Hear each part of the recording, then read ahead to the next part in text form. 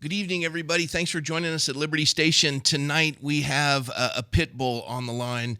This man is a great asset to the conservative movement in America. More than that, just to the ideals of America.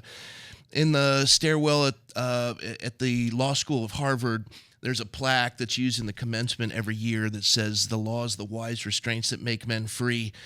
And it's this idea to apply restraints towards evil in order to pursue excellence.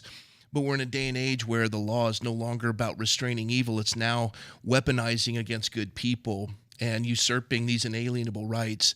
And our guest tonight is the president of Judicial Watch. His name's Tom Fitton, and he has taken this organization to a level where he has empowered Americans across the country, because liberty is like muscles. If you don't exercise them, you lose them. And I made a comment before the show, your arms are almost as big as his. Not only is he a beast physically, but judicially, and he just... intellectually, he is a great man. Got a chance to get to know him at Council for National Policy, and he has been a friend of the ministry and a friend of liberty and a defender of liberty. Folks, welcome to our program tonight. Tom Fitton, welcome. Well, I appreciate that gracious introduction. I hope I can live up to the wonderful words. They're good to be with you both. Well, you will, because seriously, we were just talking before the program, and Bryce and I, we do not want to be the guest on our own show. We want you to run with it, because all the things that Judicial Watch are doing, I didn't know, Tom, I didn't know what a FOIA was until I heard you. Freedom of Information Act. I didn't know what a FOIA was till I came here. I say that half jokingly, but who did know what FOIA was until Judicial Watch came along? The interesting thing about the Freedom of Information Act, for those viewers who still don't know what it is, it's a federal law that allows access to government records. And it was signed into law in 1967 by someone who didn't want to sign it into law, President Johnson. It would have been Johnson, yeah. Yeah, I mean, you can imagine he's no fan or something like that. Well, anyway, it was signed into law. The left used it for a decade and a half to target the anti-communists in our government, right? They didn't like the idea of the government doing this work against communism here and abroad.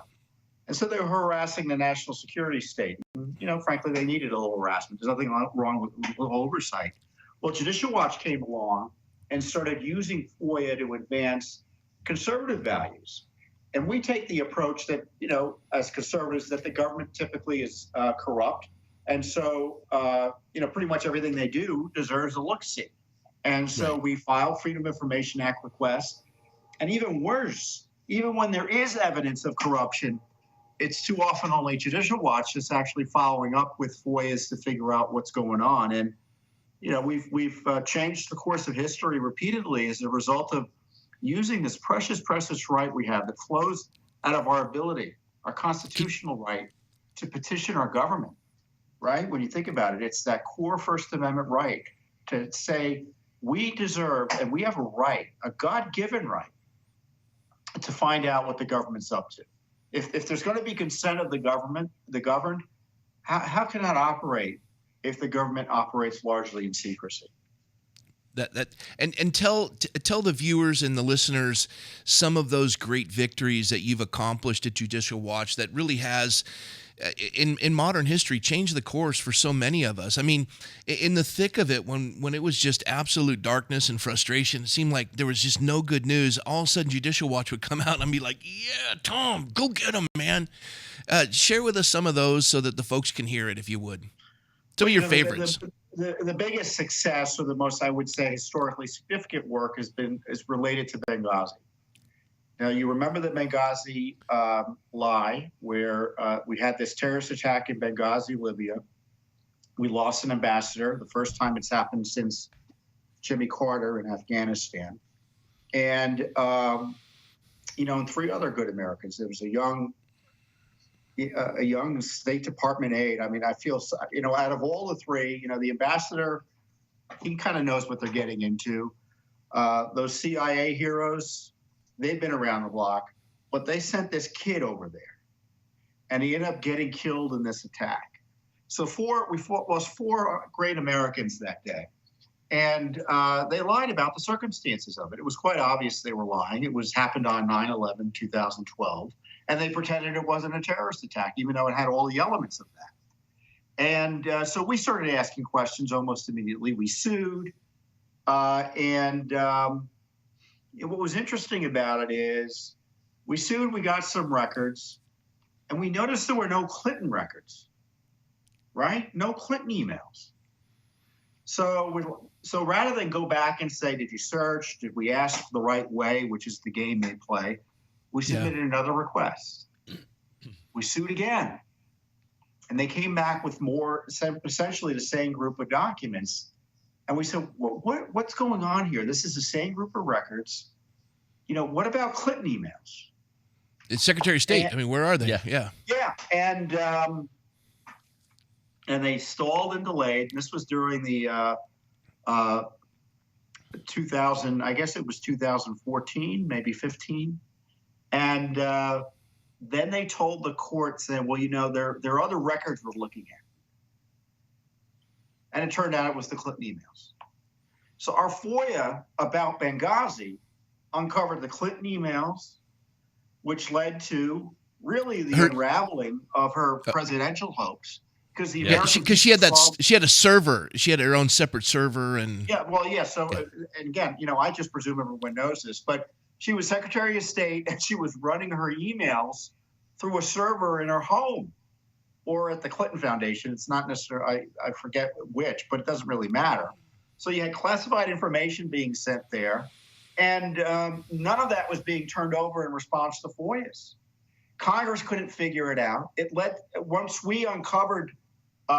Taking a step back, we had really kind of put pressure on them because Congress had been investigating this, and they didn't want to do a select committee. Then we uncovered this document in the White House that showed that they were lying about the video, and they knew it was a lie. And it wasn't intelligence that told them it was a demonstration that caused the attack that led to the deaths. It was a video, and they knew it from the get-go. That it was a lie, and it was coming out of the White House. So that led to the creation of the Select Committee, that disclosure by Judicial Watch. And of course, as I say, that led to the emails.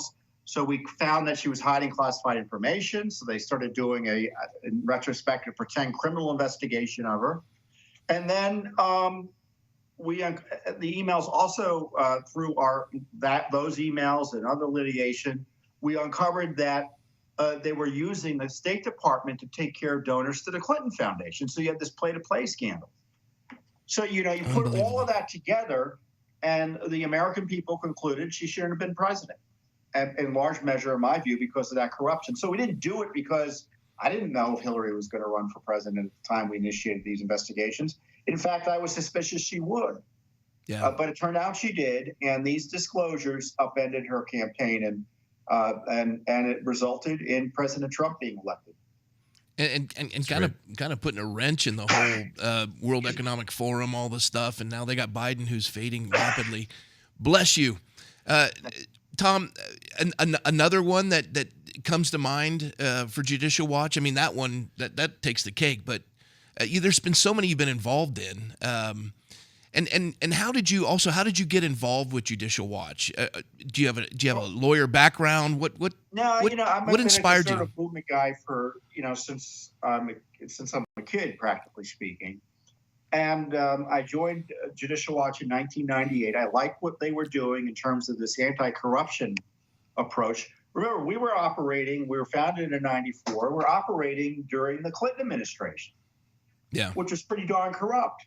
Talk about foreign influence. They had Chinese generals walking into the White House for fundraisers with the President of the United States. Wow. Amazing. And so we saw that crisis. And, I started back when impeachment just began with Clinton at Judicial Watch. And, the irony is the Bush people came in after Clinton left. And their position was, oh, no, people want to move on. So we're not going to hold these guys accountable. And by the way, all that transparency that we pretended to be concerned about during the Clinton years, oh, we don't care. We're not going to follow those rules either.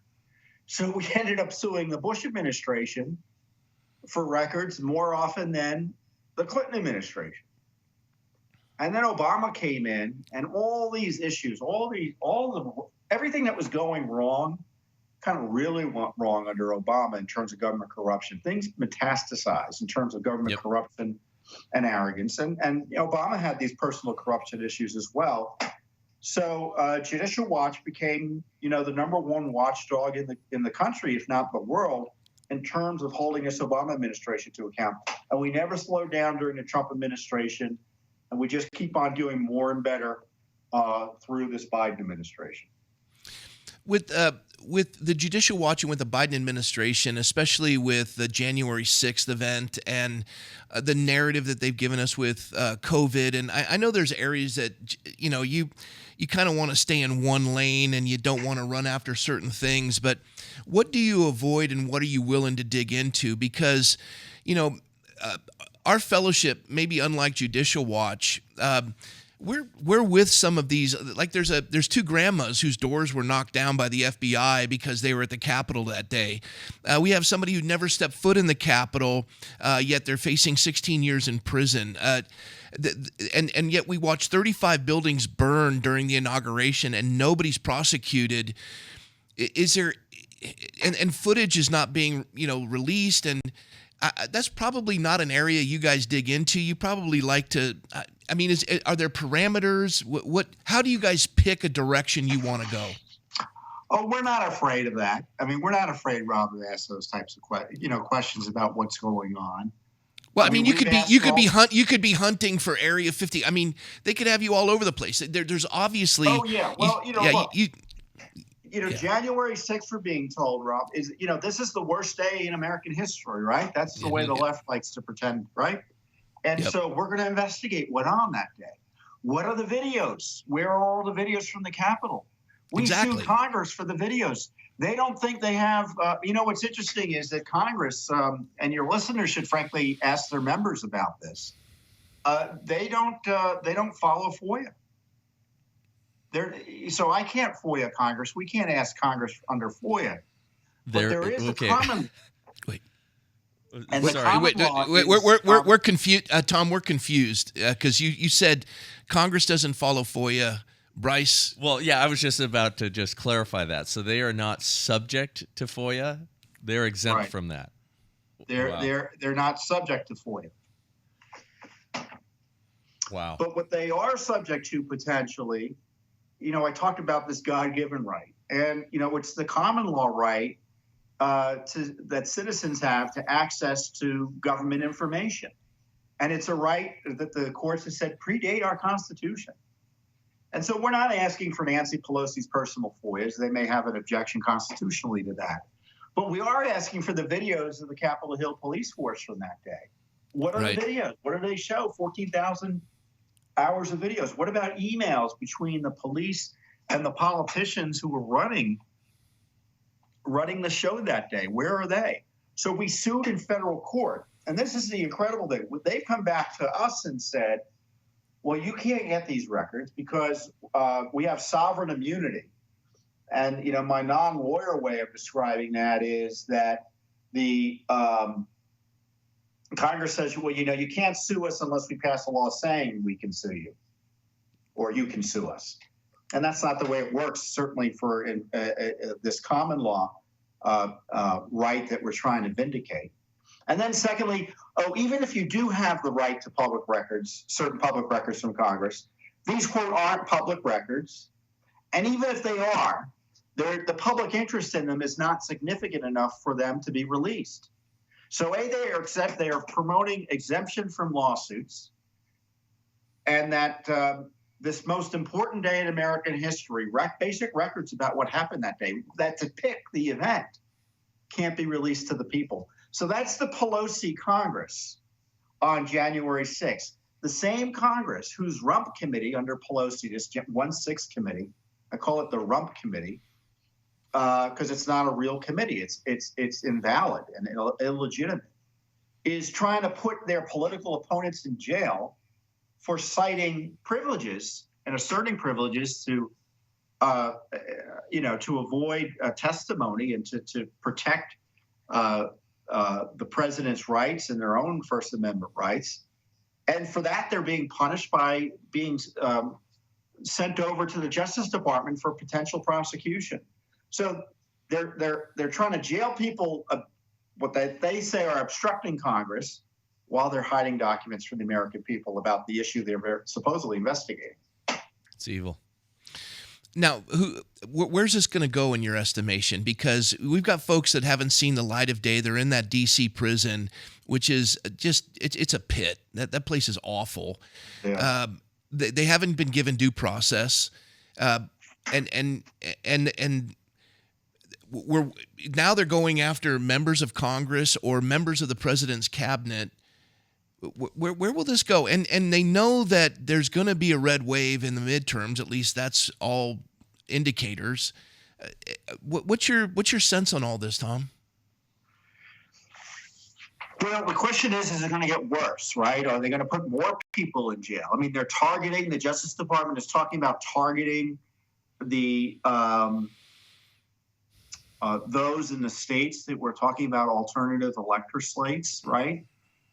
Targeting members of Congress who are objecting under federal law and the Constitution. They want to go after Clarence Thomas too, because his wife. I mean, they're trying to pick anybody. Thomas is being targeted. They're targeting Clarence Thomas. Look, the left is on a warpath. Let me take a step back, Rob. I mean, I'm sure you agree with me here. We have this rising communism in our nation. Yep. And it's animating too much of the Democratic Party agenda at this time. And I'm not being partisan. I'm just being analytical. No, we got you. Yeah. And the Republicans too often aren't even aware of the crisis that's caused by that. So they're attacking I have a book. I don't know if I have a copy of it anywhere I can show you. Well, anyway, it's Attack on Our Republic, or Our Republic Under Assault. I often get the title wrong because I confuse it with I change it into a Star Wars sounding title as opposed to the actual title. Yeah. But it's our republic is under assault. All the elements that make up our Republican form of government, the right to petition our government, our constitutional rights, our First Amendment right, attacking the House, where they're trying to target the minority leader, for instance, McCarthy, because he objected to the way the election was conducted. Right. Blowing up the Senate. Remember what they did to Kavanaugh. Attacking the presidency. I mean, Joe Biden isn't defending the presidency under the guise of going after Trump. In fact, what they're doing is they're trying to undermine the separation of powers that protect us. Attacking the states. Our border is under assault. Yeah. And then, of course, we have this mass censorship that I call a great suppression on all sorts of other issues. And, we can go through it, step by step. The COVID suppression, the First Amendment suppression, and then, of course, we've got this attack on our economy with this inflationary pressure, which to me could destroy a country as much as anything a foreign invasion force could do. Agreed. So our republic's under assault, and right now there are people in jail who probably shouldn't be there. And the only question is, are they going to put more people in jail? Because, in my view, the way they talk about objections to the 2020 election, they want to jail pretty much anyone who gets in their way. And if they could do it, they would do it. Tom, what's your roadmap out of this malaise?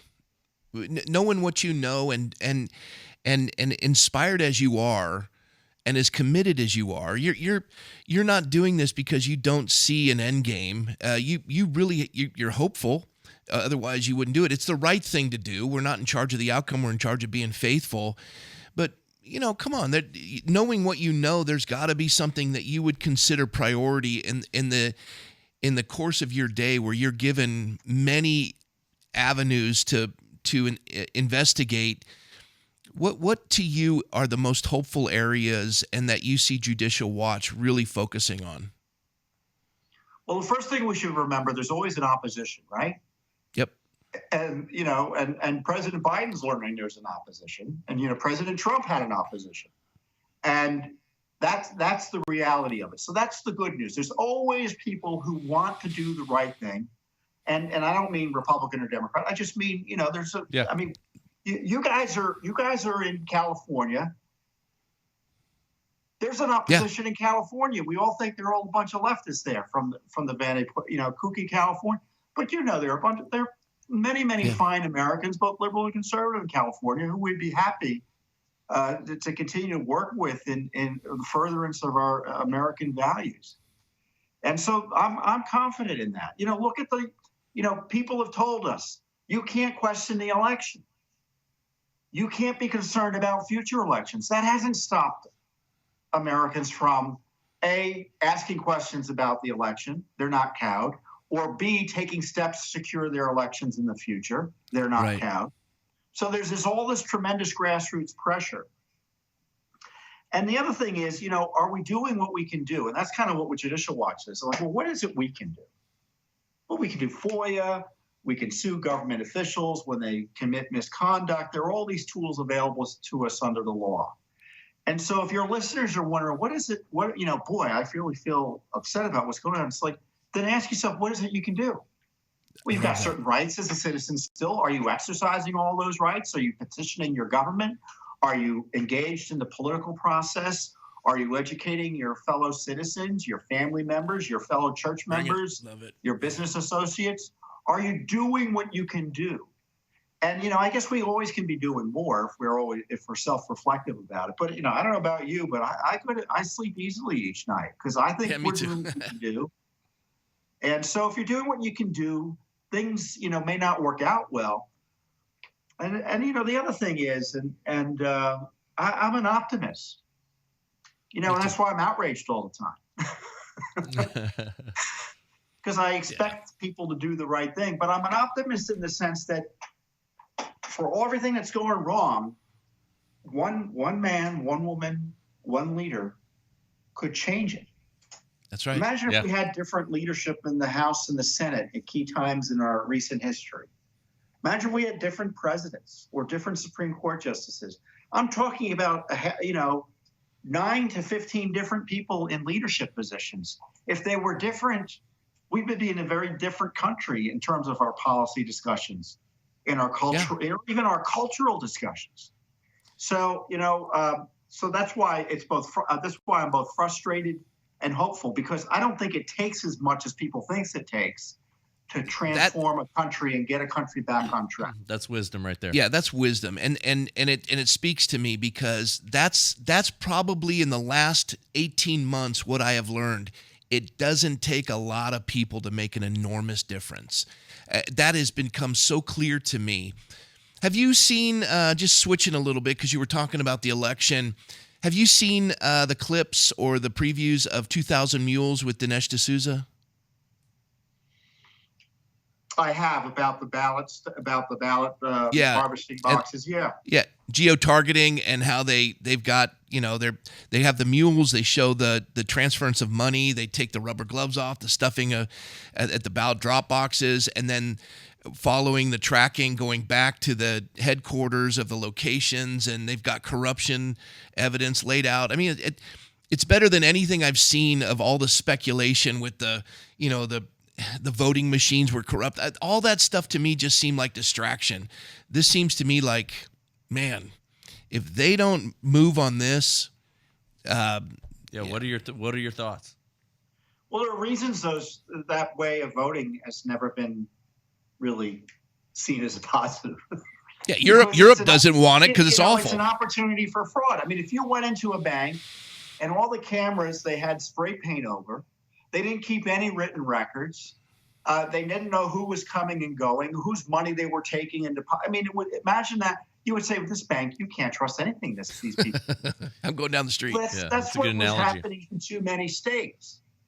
And look, the best way to assure, you can't protect against fraud completely, but you can take basic common sense steps, voter ID, voting in person, making sure that people are registered before they vote, and and only allowing vote by mail in really emergency or extraordinary circumstances.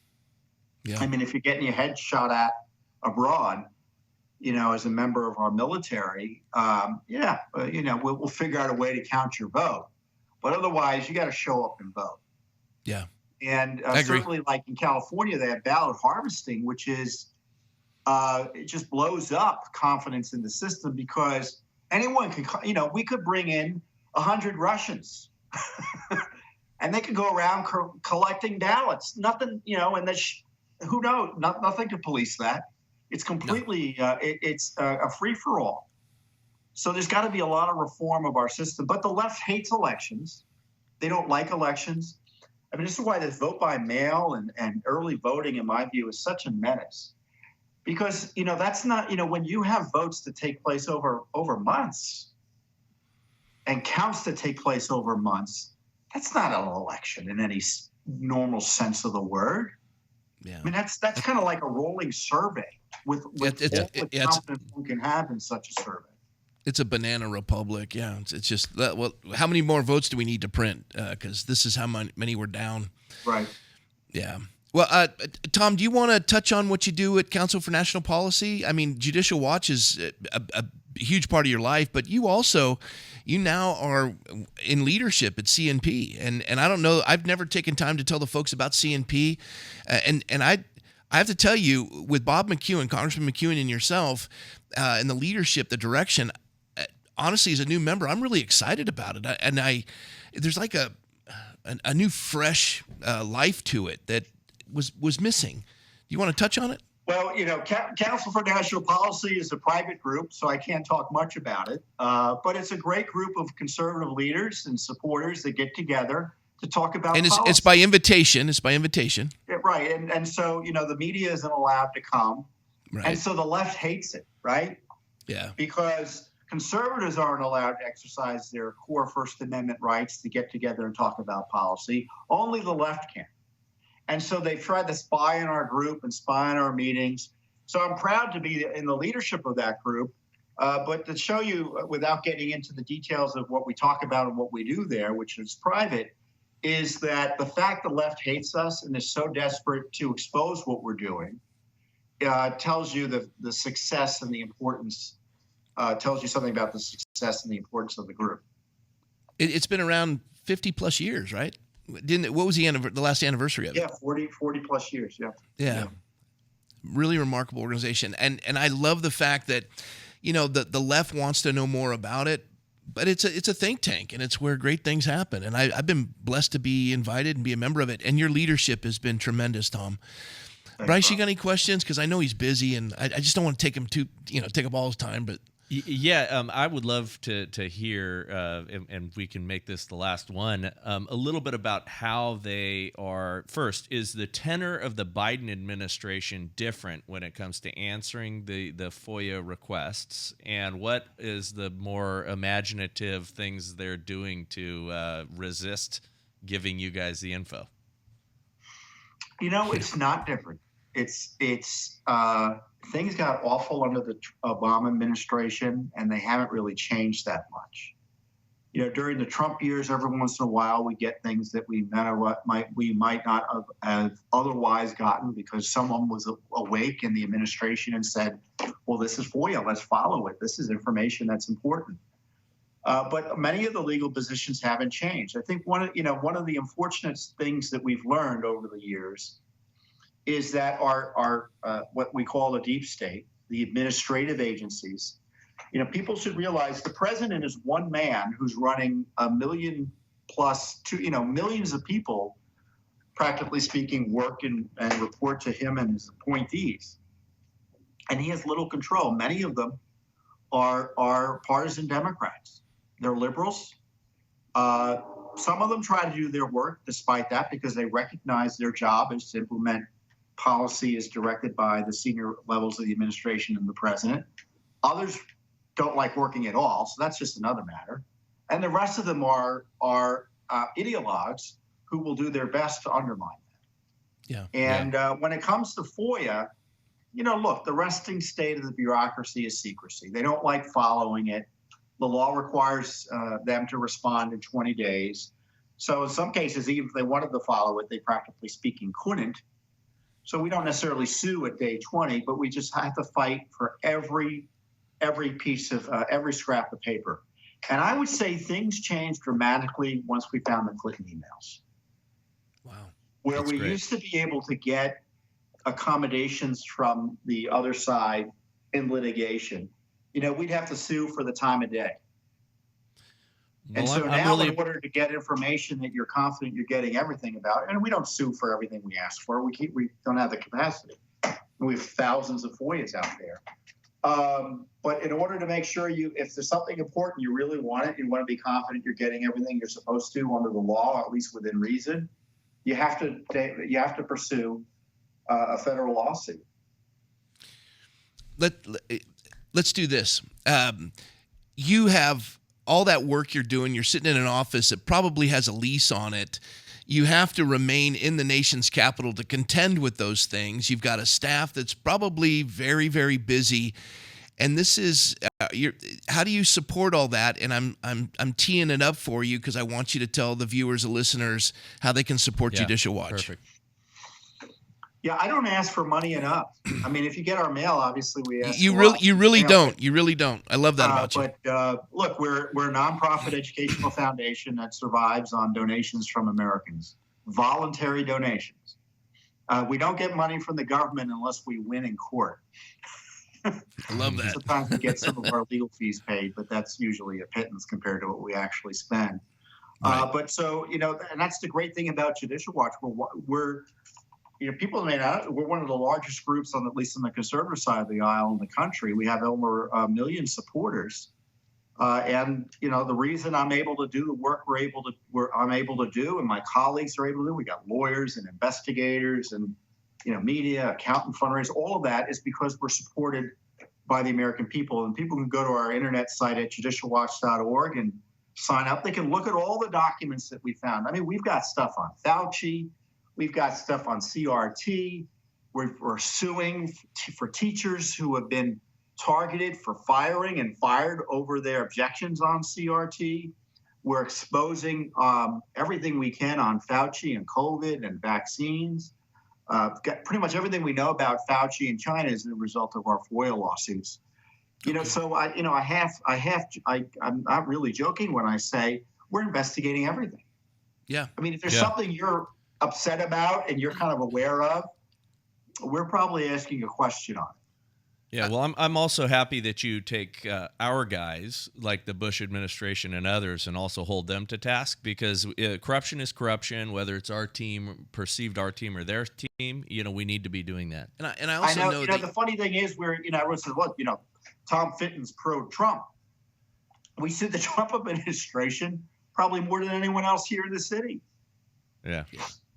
No, it's important. And I know you are investigating pretty much everything. And it's hyperbole, but I say that because I know how busy you are. I've been around you. I see the tension and the demands on you. And yet you picked up my call for something that, I was just asking for direction, and you were willing to jump in and help. And it was a small thing referred to by Bob McEwen. That's how you are, and it's a great organization, and I'm glad that you have 1 million supporters, and I pray that there's more. Right. How do they support you? What do they do? Where do they go? Because you stink at this. They can go to our website at judicialwatch.org, and I was happy to provide that help, and I don't remember the specifics. You probably don't even remember them either. But that's the nice thing about the work we do. It's like we do all this public work, but we help people exercise their rights too and figure out what to do. I mean, that's we're educating Americans. Hey, I was in a hotel not too long ago, and we had the wonderful wait staff and whatever, and someone looked at me and he was he had English as a second language, so he was either an immigrant or certainly had English as a second language. He looked at me, he goes, Tom Fitton, he goes, FOIA. Come on, that's great. You all know about FOIA. And if you know about FOIA, what that means is about our government needs to be accountable. Yep. And I tell you, every dollar we spend has been worth that one comment from that one guy in that one hotel. Because the idea that someone so far afield from Washington, D.C. is aware of that nerd term, FOIA, and how important it is to making our government accountable, to me is just worth its weight in gold. And so people can support this at judicialwatch.org. And look, the internet, if people will be able to figure out how to support us, so go to our website and click on wherever you're supposed to click. Well, they'll do it. I'll close with this, Tom. You were talking about that nerdy term FOIA. And I can't go into detail, but they are about to launch an enormous lawsuit against the school district in Scottsdale, similar to the Loudoun County nightmare. It's going to be even bigger in Scottsdale. You had a sitting school board. I meant school board. You had a sitting school board member doing investigations on parents and background. I mean. And this is really huge, and it's all done by FOIA. And you started this trend, and now it's empowering citizens to hold their government accountable, especially when they're violating those 7 articles that were supposed to constrain them, and violating those 10 of the Bill of Rights, those first 10 amendments, with that preamble that specifically says it's to constrain the government. Thank you for all you do, Tom. We're blessed by you and the entire Judicial Watch organization, and a great honor to have you on our program. And so, just a personal, so thankful to and to call you my friend. You're a great treasure. Thank you, Robert. Really appreciate it. Thank you, brother. Yeah. All right. Well, I'm gonna say goodbye because I know you're busy. So get to it, and maybe we'll catch up with you down the road because there's always stuff to be refreshed on. So thanks, Tom. Yeah. Hey, you're welcome. Thank you, gentlemen. See you, buddy. Bye. Tom Fitton, and I love that his name Fit. Yeah. Because he's buff, and he walks around. He concerns himself with his health. He's concerned with the republic, the nation. He's tireless. Yeah. He's inspiring. He as busy as he is, he still takes on other issues. He literally picked up the phone when I called. He doesn't remember it because his right hand doesn't know what his left hand's doing because he's a gracious man. But he immediately gave me direction as to help this individual. And I'll tell you what, that immediately started a chain of events that gave success in that area. It's awesome. So this is a pit bull that God's afforded to us to call a friend, and I'm grateful for that because I don't know what the future holds, but I know He's going to be with us in that future. Yeah, I said in 2020 that this decade would be the decade of the warrior, and I meant that in terms of guys like Tom. Yeah, will really rise to prominence because we need people that will be fighting hard against the corrupt influences and things that are really wrecking us at this point. Yeah, and I love the fact they're going after CRT that's infiltrated our school districts, going after these just terrible issues of not even having a voting system that's legitimate.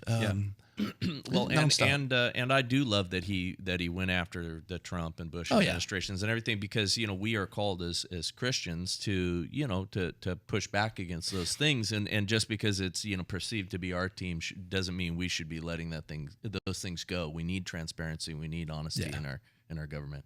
Yeah, I heard that from day one, and I love that too because power corrupts. I'm at a point now where you have a Supreme Court candidate who can't define what a woman is. Yeah. I don't care if you have an R or a D behind your name. You back that candidate. I got enormous problems with you. If you're in my district, I'm voting against you. Yeah. And I think everyone that the idea of just looking at the record of this candidate. Now I get it. The president gets to appoint them. But if they're gonna get rid of Bork and they're gonna go after Justice Thomas like they did and they're gonna do those things, if this is the standard you set and you give the Senate the ability to remove a candidate, all right, I'm gonna hold the Senate accountable. Yeah. This is a terrible candidate for the Supreme Court. Terrible. They better do something about that. And I don't care if it's an R or D. At this point, it's a blur to me. It's the swamp. Yeah, well, and we really shouldn't. I mean, because of course, both political parties keep failing us over and over again, and there's only a very few bright spots, and it's tragic. It's a theater of the absurd. Yeah. It's the rise of the common citizen, and it's guys like Tom that back us, and I'm so grateful for him. Well, that's awesome. All right. Well, that's our night. Tom Fitton, Judicial Watch, judicialwatch.org. Yep. That's how you support that amazing organization. You have any questions, he'll be back on the show. We can send it to him. Just go to info@godspeak.com.